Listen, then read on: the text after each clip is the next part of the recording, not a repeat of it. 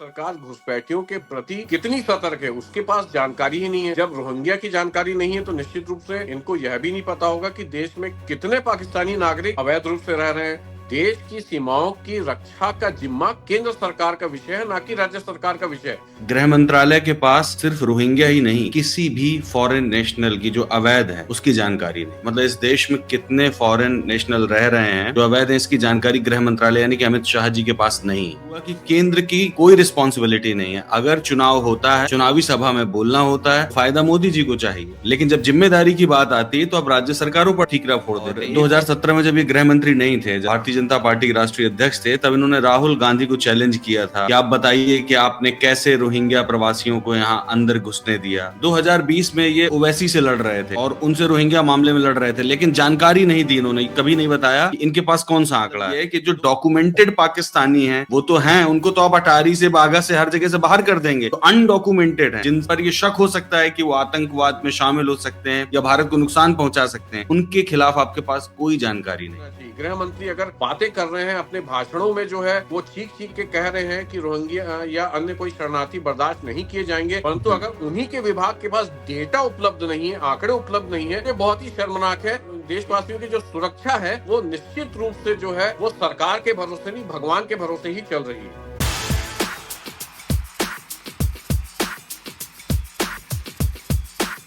सलाम, नमस्कार, मैं हूं कुणाल पाठक और आप देख रहे हैं द लखनऊ पोस्ट भारत में सूचना। इस कार्यक्रम में मेरे साथ मेरे मेहमान हैं देश के जाने माने आरटीआई एक्टिविस्ट कुणाल गोपाल शुक्ला जी। नमस्कार कुणाल जी। नमस्ते कुणाल जी, पहलगाम के आतंकी हमले के बाद सरकार ने सभी पाकिस्तानी नागरिकों को देश से बाहर जाने का आदेश दिया है। सरकार ये बताना चाहती है कि देश में रह रहे मुख्य रूप से अवैध नागरिकों के खिलाफ कठोर कार्रवाई करना चाहती है, लेकिन जब मैंने आपके द्वारा दायर की गई एक आरटीआई का जवाब देखा तो आश्चर्य में पड़ गया। आपने गृह मंत्रालय से अवैध रोहिंग्या प्रवासियों की संख्या की जानकारी मांगी थी, लेकिन ताज्जुब की बात है कि गृह मंत्रालय के पास इसकी कोई जानकारी नहीं है। रोहिंग्या, क्या उनके पास किसी भी अवैध प्रवासी की जानकारी नहीं है? जरा इस आरटीआई के बारे में विस्तार से बताएंगे? अगर आप कुछ महीनों पहले अगर हम लोग जाएं तो याद करेंगे कि अमेरिका अवैध जो भारतीय प्रवासी हैं उनको किस तरीके से अपने देश से निकालता है। मतलब इस तरीके का जो निकालना होता है उसको देख के हर देशवासी का जो सर है वो शर्म से झुक जाता है। पैरों में बेड़ियां, हाथों में हथकड़ियां लगाई जाती हैं। कई घंटों की फ्लाइट में उन अवैध प्रवासी भारतीयों को कमोड का पानी पीने मजबूर किया जाता है। कई लोगों ने शिकायत की कि उन्हें गौ मांस तक खिलाया गया। तो मन में एक सवाल उठा कि जो रोहिंग्या जो है वो देश में एक प्रमुख चुनावी मुद्दा होता है। अगर आप याद करेंगे तो रोहिंग्या शरणार्थी हर चुनाव में भारतीय जनता पार्टी का प्रमुख मुद्दा होता है और इसको हर चुनाव में उछाला जाता है। जो भाषणवीर नेता है इनको लेके भाषण देते हैं। तो मन में एक सवाल उठा कि कितने रोहिंग्या शरणार्थी 2014 से लेके 2024-25 तक देश की सीमाओं को पार करके भारत के विभिन्न राज्यों में है। इसका डेटा केंद्र सरकार के पास क्या है? गृह मंत्रालय में मैंने आरटीआई लगाई, मैंने वर्षवार इनके आंकड़े पूछे थे। मैंने ये पूछा था कि कितने रोहिंग्या शरणार्थी हैं और कितने रोहिंग्या शरणार्थियों को पैरों में बेड़ियां, हाथों में हथकड़ियां लगाकर देश से निकाला गया है। गृह मंत्रालय के पास इसका जवाब जो है नहीं रहता है। मतलब इससे आश्चर्यजनक बात, इससे शर्मनाक बात और क्या होगी। और कुणाल जी, मैं हर बार ये बात बोलता हूँ जो मेरे से आरटीआई की सलाह लेते हैं कि आरटीआई में जवाब मिलना तो महत्वपूर्ण है, परंतु कई बार जवाब नहीं मिलना उससे अधिक महत्वपूर्ण हो जाता है। तो आप इसी से समझ जाइए कि केंद्र सरकार घुसपैठियों के प्रति कितनी सजग है, केंद्र सरकार घुसपैठियों के प्रति कितनी सतर्क है उसके पास जानकारी ही नहीं है। जब रोहिंग्या की जानकारी नहीं है तो निश्चित रूप से इनको यह भी नहीं पता होगा कि देश में कितने पाकिस्तानी नागरिक अवैध रूप से रह रहे हैं। इनको तो यह भी नहीं पता होगा कि कितने बांग्लादेशी नागरिक भारत में अवैध रूप से रह रहे हैं। अब देखिए, इसमें महत्वपूर्ण बात यह है कि देश की सीमाओं की सुरक्षा का जिम्मा वह केंद्र सरकार के पास है।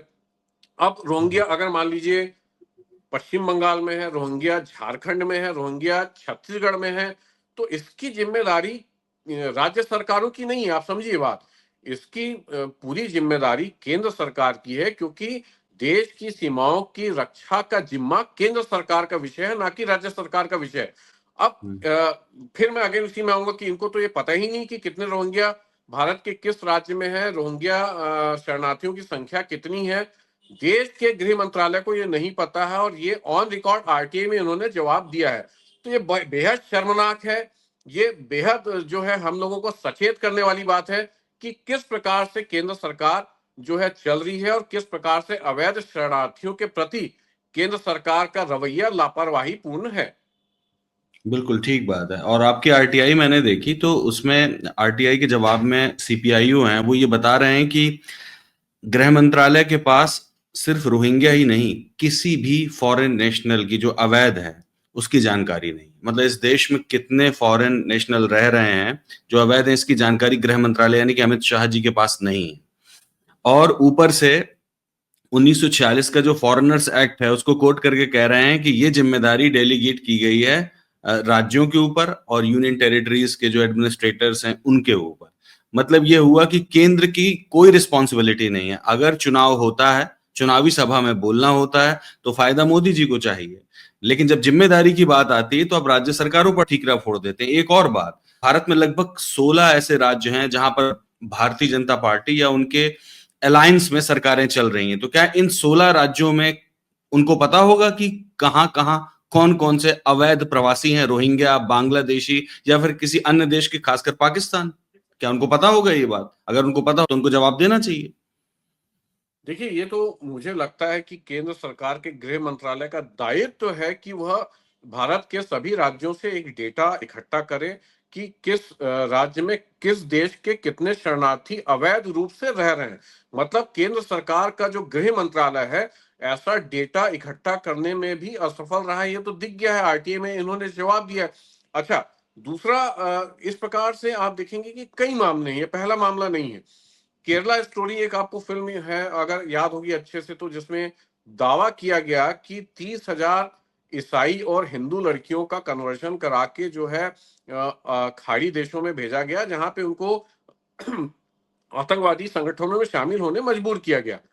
गृह मंत्रालय के आंकड़ों के हिसाब से, मैंने इस पर भी आरटीआई लगाई, आरटीआई भी पूरे देश में काफी वायरल हुई। अगर आप याद करेंगे, गृह मंत्रालय के पास इनको लेकर भी कोई ऑथेंटिक डेटा नहीं है, जबकि इस तरह की फिल्मों का प्रचार प्रसार हमारे प्रधानमंत्री खुद करते हैं। प्रधानमंत्री खुद कहते हैं कि इस तरह की फिल्में देखना चाहिए। अब गृह मंत्रालय के पास कोई डेटा है नहीं, तो मतलब वो 30,000 का आंकड़ा भी फर्जी था, झूठा था, जिसको लेकर देशवासियों की भावनाओं को भड़काया गया और देशवासियों को बरगलाया गया। बिल्कुल। और ये जो बरगलाने की बात है, ये असल में इनके भाषणों से दिखती है। आप देखेंगे, मेरे पास एक डेटा है जिससे ये पता चलता है। 2017 में, अमित शाह साहब को ही ले लेते हैं क्योंकि यही आजकल गृह मंत्री हैं। और 2017 में जब ये गृह मंत्री नहीं थे, जब भारतीय जनता पार्टी के राष्ट्रीय अध्यक्ष थे, तब इन्होंने राहुल गांधी को चैलेंज किया था कि आप बताइए कि आपने कैसे रोहिंग्या प्रवासियों को यहाँ अंदर घुसने दिया। फिर इसके बाद 2019 में जब ये गृह मंत्री बन गए थे, तब भी जिम्मेदारी नहीं ली इन्होंने बस इतना ही कहा कि Rohingyas will never be accepted as citizens of India. अगर आप 2019 में ये बात कह रहे हैं तो आज तक आंकड़ा इकट्ठा कर लेते, लेकिन आंकड़ा इकट्ठा नहीं किया, सिर्फ इन्होंने भाषण दिया। 2020 में ये ओवैसी से लड़ रहे थे और उनसे रोहिंग्या मामले में लड़ रहे थे, लेकिन जानकारी नहीं दी इन्होंने, कभी नहीं बताया कि इनके पास कौन सा आंकड़ा है। 2022 में कांग्रेस पर फिर आरोप लगा रहे थे उत्तराखंड में चुनाव कैंपेनिंग के दौरान कि कांग्रेस अपीजमेंट पॉलिटिक्स करती है रोहिंग्यास को लेकर, लेकिन जानकारी इनके पास रोहिंग्यास की नहीं थी। 2024 में झारखंड चुनाव में भी अमित शाह जी ने यही किया, वहां जाकर रोहिंग्या का मुद्दा उठाया, लेकिन ये नहीं बताया कि इनकी जिम्मेदारी बनती है कि आंकड़ा दें। 2025 में भी ये सेम बात कर रहे हैं। और भी खबरें अगर आप देखेंगे तो अभी हाल की खबर है 28 फरवरी 2025 की, इसमें बस यही कह रहे हैं, दिल्ली पुलिस से कह रहे हैं कि आप उस नेटवर्क का पता लगाएं। अरे कब तक पता लगाते रहेंगे? क्या जिंदगी लगा देंगे इसी में? आपके पास कोई तो आंकड़ा कभी तो आएगा, कोई तो टाइमलाइन दीजिए कि अब मैं आंकड़ा बता दूंगा। कोई आंकड़ा नहीं। कुणाल जी, छत्तीसगढ़ में भी जब विधानसभा चुनाव होते हैं, अभी तो वर्तमान में है भाजपा सरकार है, परंतु जब कांग्रेस सरकार रहती है तो जब चुनाव के जो कैंपेन चलते रहते हैं, वहां यहाँ भी छत्तीसगढ़ में रोहिंग्या जो है बहुत बड़ा मुद्दा, चुनावी मुद्दा रहते हैं।